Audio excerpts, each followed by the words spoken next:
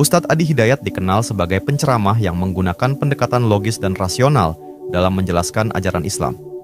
Di mana letak keadilan Allah? Kalau ada orang beriman berbuat maksiat saat di dunia, kok bisa masuk surga saat di akhirat? Sementara ada orang tidak beriman, amal baiknya kelihatan banyak di dunia, bantu orang, gak pernah mabuk, gak pernah bunuh orang, gak pernah macam-macam, suka bantu, suka nyumbang, suka macam-macam. Tapi dia gak beriman, kok bisa masuk neraka? Di mana keadilan Allah? Halo? Pernah dengar pertanyaan ini? Itu pertanyaan itu kalau muncul sekarang itu sebetulnya pertanyaan yang telat. 15 abad yang lalu sudah ada pertanyaan serupa. Nah, siapa yang bertanya itu? Sayyidah Aisyah Ummul Mukminin radhiyallahu taala anha bertanya kepada Nabi, ya Rasulullah, itu si fulan belum beriman tapi amal baiknya kelihatan banyak banget, suka bantu, suka nyumbang, suka ini, suka itu, nanti di akhirat masuk surga enggak? Anda tahu, begitu pertanyaan itu muncul, yang turun langsung surah dengan namanya Al-Furqan, ayat yang ke-23. Tuh.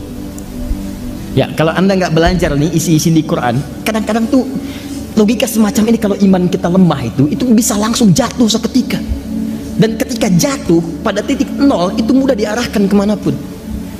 Hati-hati. Wa qadimna ila ma amilu min amalin faja'alnahu haba'an manthura. Quran surah ke-25 ayat 23. Hambaku, aku ciptakan engkau itu untuk banyak ibadah, jangan banyak mainnya. Wa ma khalaqtul jinna wal insa illa liya'budun. Wa qasamtu laka rizqaka fala tat'ab. Dan kamu mesti yakin aku telah tentukan kadar rezekimu, jangan terlalu lelah. Kerja ini hanya untuk mengumpulkan. Aku udah bagi, kamu berikhtiar, kamu dapat. Kamu mendekat kepada saya untuk ibadah, saya berikan keberkahan dan luaskan rezekimu. Kamu tinggalkan saya untuk mencari dunia, maka saya akan buat kamu sibuk dalam urusan dunia. Kamu merangkak mencari dunia, sibuk, malam mikirin dunia, sore mikirin dunia, siang mikirin dunia. Dan kata Allah, saya pastikan kamu pun tidak akan meraih lebih daripada apa yang telah aku tetapkan untukmu. Di bawah secapek Anda pun dapatnya cuma segitu juga. Jangan terlalu banyak mainnya. Nah, jadi kalau kita ingin bicara surga dengan neraka, fokus baik-baik, maka tempat yang dibicarakan bumi atau akhirat? Saya ulang. Di bumi ada surga tidak? Tidak. Ada neraka tidak? Tidak. Nah, di mana ada surga? Di akhirat. Kan pertanyaan tadi, kenapa dia tidak masuk surga, yang lain masuk surga? Berarti Anda sedang bicara hukum akhirat, bukan sedang bicara hukum dunia. Jelas? Nah, dalam kaidah mengatakan di setiap tempat yang berbeda pasti memiliki hukum yang tidak sama. Jangankan masalah akhirat, di bumi saja kalau tempatnya beda hukumnya tidak sama. Toilet Lebak Bulus akan beda dengan toilet Kampung Rambutan. Di sini bayar 1.000, sana 2.000. Parkiran sini 3.000, parkiran sana 4.000. Anda ke GGP dengan Grand Mall, jangan harap kemudian bayarnya sama. Saya dari GGP bayarnya segini, kenapa di sini beda? Kalau mau sama, Bapak parkir di Grand Mall sana, bayarnya ke sini. Silahkan. Oh, itu baru hukum dunia. Maka apalagi ketika Anda akan bawa ke hukum akhirat. Kalau Anda ingin pindah ke tempat yang lebih hebat lagi, tempat yang lebih bagus lagi, maka jangan samakan dengan hukum yang pernah Anda dapati saat berada di bumi. Makanya jangankan hukumnya, benda-benda bumi pun gak akan dibawa ke akhirat. Makanya ketika seseorang kemudian wafat itu artinya meninggalkan bumi, meninggalkan dunia, maka disebutlah kemudian telah meninggal dunia. Kenapa kalimatnya meninggal dunia? Orang sudah paham kok, wafat juga cukup wafat. Kenapa kalimat meninggal dunia dimunculkan? Maksudnya semua hukum-hukum dunia, bekal-bekal dunia akan ditinggalkan ketika dia meninggalkan tempat ini. Ayo, antum yang kumpulkan uang yang banyak, antum kumpulkan handphone yang banyak, yang paling canggih, kumpulkan mobil yang paling hebat, luaskan rumah antum, silahkan. Cuman saya kasih tahu dari sekarang, begitu antum meninggalkan dunia, antum akan meninggalkan semua yang antum banggakan itu. Nggak usah takut kalau Anda disebut oleh sementara orang kamu nggak kaya, nggak apa-apa, cukup hidup. Toh orang kaya juga kalau meninggal nggak akan dibawa kekayaannya. Silahkan cek, gelarnya sama, tinggalnya sama dalam tanah. Nggak percaya silahkan, dia meninggal, antum meninggal, sama aja. Nggak ada orang dikuburkan dengan mobilnya. Dikuburkan dengan handphonenya, dengan rumahnya, dengan kebanggaannya. Enggak ada. Kenapa? Karena yang dibawa ketika dia pulang ke tempat lain bukan bekal dunianya. Ini habis, tinggal. Apa yang dibawa ke akhirat? Yang dibawa itu bekal amal akhirat, bukan dunia. Jadi tidak adil kalau ada orang ke akhirat bawa bekal dunia. Itu nggak adil. Yang adil itu siapkan bekal akhirat. Begitu kamu ingin ke sana, bawa bekal itu. Jelas? Nah sekarang persoalannya, apa bekal akhirat itu? Bekal akhirat itu cuma dua. Kalau ingin masuk surga, dua bekalnya. Satu iman, kedua amal soleh. Saya ulang. Satu iman, dua apa? Amal soleh. Buka Quran surah kedua Al-Baqarah ayat 25, paling kanan sebelah atas. Wa basyiril ladzina amanu, iman, wa amilus solihati, amal soleh, anna lahum jannatin tajri min tahtihal anhar. Maka orang yang punya iman dan membuktikan imannya dengan amal soleh itu, kami akan jamin muaranya dengan surga dengan segala keindahannya. Sungai-sungai mengalir di bawahnya dengan segala ragam dan jenisnya. Ada air susu, ada macam-macam, ada madu dan sebagainya.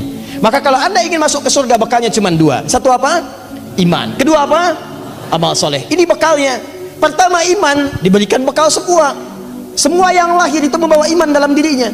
Cuman yang merubah itu lingkungannya. Kullu mauludin yuladu 'alal fitrah. Semua yang lahir dari rahim manusia manapun membawa fitrah. Fitrah diantaranya apa? Keimanan. Dari mana taunya? Buka Quran surat 30 ayat ke-30. Fa aqim wajhaka lid-dini hanifa. Hadapkan dirimu kepada din yang sesungguhnya, yang lurus, yang benar. Apa itu din? Islam. Tahu dari mana? Quran surah ketiga ayat 19. Inna dina indallahil Islam. Teruskan ayat yang tadi, fa aqim wajhaka lid-dini hanifa, din Islam, fitratallahi allati fataran nasa 'alaiha. Itulah fitrah yang Allah berikan pada setiap manusia. Dia orang itu semua lahir ada fitrah, fitrahnya itu beriman. Cuman sayang, kata Nabi, kullu mauludin yuladu 'alal fitrah fa abawahu yuhawwidani aw yunassirani aw yumajjisani. Maka lingkungan abawa itu bukan cuma orang tua. Kadang orang tuanya muslim, disekolahkan di tempat yang bukan islami, terbawa, pindah keyakinan, iman hilang. Itu jadi masalah. Gaul di tempat orang yang tidak beriman, ke bawah, ngobrol diskusi ke bawah, pindah hilang keimanan. Itu bekal iman tidak ada, tinggal amal soleh. Apa bentuknya amal soleh? Nih, banyak. Setiap kegiatan kita berpeluang jadi amal soleh kalau dilakukan dengan iman. Contoh, mau duduk, bismillah. Begitu saya duduk, itu kalimat bismillah ya, itu yang menjadikan duduk saya mendapatkan pahala. Itu yang disebut dengan amal soleh. Saya ulang ya, saya ulang. Fokus. Semua kegiatan di dalam Islam, dan saya pastikan kepada anda, saya mencoba untuk meneliti di beberapa yang lain, saya tidak temukan, cuma di Islam. Ya, ini kaidah kita. Jadi kalau ditanya bisa jawab, bukan dalam konteks merendahkan yang lain, tidak. Perhatikan baik-baik. Cuma di dalam Islam yang semua aktivitasnya itu bersanding dengan doa, dari mulai bangun tidur sampai tidur lagi. Silahkan cek. Bangun tidur kita ada doanya? Ada. Cek di tempat lain, anda tidak akan temukan. Bahkan diatur. Dan tahukah anda, doa yang diucapkan, yang mengantarkan pada setiap perbuatan itu bukan sekedar kalimat formalitas, tapi dia punya dua fungsi. Satu, doa itu menjadi bimbingan akan aktivitas yang kita kerjakan, sekaligus mencatatkan aktivitas itu sebagai pahala. Alhamdulillahilladzi ahyana ba'da ma amatana wa ilaihin nusyur. Ya Allah, saya bersyukur kepadamu, terima kasih saya diberi kesempatan hidup lagi ya Allah, padahal bisa engkau wafatkan saya dalam tidur tadi. Alhamdulillah, terima kasih ya Allah. Wa ilaihin nusyur, saya berjanji hari ini akan mencari bekal lebih baik daripada hari sebelumnya, sehingga kalau saya wafat hari ini saya lebih baik daripada hari sebelumnya. Nusyur itu menyebar untuk mencari bekal. Itu artinya. Dan anda katakan sejak bangun tidur, hari ini saya berkomitmen akan lebih baik daripada hari sebelumnya. Jadi kalau sebelumnya nggak jamaah, hari ini jamaah. Sebelumnya membaca Quran, hari ini baca Quran. Sebelumnya nggak sodako, hari ini sodako. Anda berpikir bagaimana kalau wafat hari ini harus lebih baik daripada hari kemarin. Mudah-mudahan saat sujud meninggal, saat sodako meninggal, saat baca Quran meninggal. Itu maksudnya, itu bimbingan. Begitu anda ucapkan, maka bangun tidur anda dituliskan pahala. Itulah amal soleh. Itulah amal soleh namanya. Nah, amal soleh yang naik ini, yang naik kemudian dicatat sebagai pahala, itu wujudnya disebut dengan hasanah. Muncullah keterangan di Quran surah ke-6 ayat 160. Man jaa'a bil hasanati falahu asyru amsalihha. Setiap mengerjakan satu kebaikan diniatkan karena Allah, doanya muncul, maka ditulis 10 10 10. Bangun tidur, alhamdulillah ahyana ba'da ma amatana wa ilaihin nusyur. Amal soleh 10 hasanah kebaikan, naik ke atas. Itulah bekal akhiratnya, bukan dunia. Mau makan ada doanya, mau minum ada doanya, ke toilet, urusan toilet aja ada doanya. Silakan, Allah. Masuk keluar bersin ada doanya. Silakan. Di mana orang bersin ada doanya kecuali dalam Islam? Orang yang bersin ada doanya. Apa doanya saat bersin? Alhamdulillahirabbil alamin. Masya Allah. Kita jawab apa? Yarhamukallah. Dijawab lagi, Masya Allah, kecuali dalam sholat. Jadi kalau ketika imamnya Allahu Akbar, Bismillahirrahmanirrahim, ada yang bersin, Hatsin, Alhamdulillahirabbil alamin. Itu bukan jawaban, dan makmum nggak usah jawab yarhamukallah. Nggak bisa. Tidak. Ada semua. Masuk masjid ada doanya, keluar masjid ada doanya. Tahukah Anda ketika Anda mengucapkan doa itu sesungguhnya adalah ladang-ladang amal yang kita kumpulkan, pundi-pundi pahala yang kita harapkan. Nah, kalau Anda nggak hafal doanya, gampang, kata Nabi. Lihat, kullu amrin dzibalin la yubda'u fihi bismillahirrahmanirrahim fa huwa abtar. Di riwayat lain aqta. Setiap perbuatan baik, yang baik-baik, ingat, yang baik-baik. Kalau tidak baik tidak berlaku. Setiap perbuatan baik yang diawali dengan bismillahirrahmanirrahim. Paling singkat bismillah. Anda nggak hafal doanya, ucapkan bismillahirrahmanirrahim. Anda mau minum, bismillahirrahmanirrahim. Atau ingin singkat, bismillah. Makan, bismillah. Baca kitab, bismillah. Masya Allah, alhamdulillah. Tulis SMS, bismillah, assalamualaikum. Terima telepon, bismillah, assalamualaikum. Bismillah, bismillah. Itu begitu dikerjakan, kumpul pahala. Cuma yang baik-baik aja, yang nggak baik nggak bisa. Korupsi pakai bismillah nggak bisa. Nah, itulah yang disebut amal soleh, wujudnya hasanah. Makanya saat kita hidup di dunia, kita berharap semua aktivitas jadi hasanah, supaya ke akhirat itu melihat hasanah lagi. Maka Anda berdoa mengumpulkan hasanah dunia dan akhirat. Hasanah dunia, hasanah akhirat. Apa itu hasanah? Semua kegiatan jadi pahala. Pahala itu bekal untuk pulang. Apa dasarnya? Iman. Nah, yang jadi persoalan, yang tadi itu yang pengen ke surga, dia berhasil dengan aspek yang lain, buat baik. Cuman dia nggak punya iman. Iman itu yang menjadikan amal jadi soleh. Kalau nggak ada iman, amalnya tidak disebut soleh. Amal aja. Amal itu dibagi 3. 1 amal soleh, 2 amal salah, 3 amal aja. Apa itu? Amal adi namanya, adi aja, amal rutinitas. Baik-baik, dipandang baik oleh semua orang baik. Kalau soleh itu amalan yang dipandang baik oleh Allah, itu soleh. Makanya istilah soleh itu istilah dalam Islam, istilah dalam Quran. Ada di Quran surah ke-7 ayat 189. Lain ataitana solihah lanakunanna minasyakirin. Takwa istilah Quran, iman istilah Quran.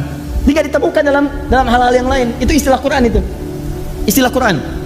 Di ketika Anda mengatakan, teman-teman, amal soleh, amal yang diridhoi oleh Allah. Kapan amal diridhoi oleh Allah? Ketika ada iman dalam mengerjakannya. Anda pun sholat kalau nggak pakai iman kelihatannya ibadah, tapi Allah nggak ridho, nggak jadi amal soleh.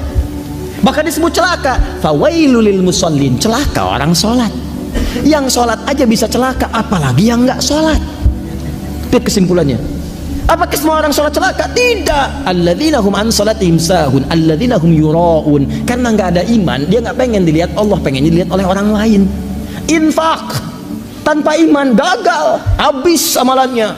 Ambil ditelan bah. Infak Anda, Masya Allah, 1 miliar, bikin kemudian pamflet dari Sabang sampai Merauke, bikin semua. Begitu dikerjakan, batal amalan, habis. Quran surah kedua ayat 264. Ya ayyuhalladzina amanu la tubtilu shadaqatikum bil manni wal adha kalladzi yunfiqu malahu ria'an nas. Habis semua. Nah, teman kita ini dia lulus pada ujian yang lain, tapi tidak lulus dalam aspek keimanan, sehingga amalnya tidak menjadi amal soleh, hanya amalan rutinitas saja. Persoalannya ini dalam urusan keduniaan dia lulus, tapi dia tidak punya iman, dia gagal. Dan iman tidak bisa menjadikan amal ini menjadi amal soleh, dia gagal. Dia gagal di 2 ujian, walaupun berhasil di 1 hal. Tapi sifat keadilan Allah ini yang paling dahsyat.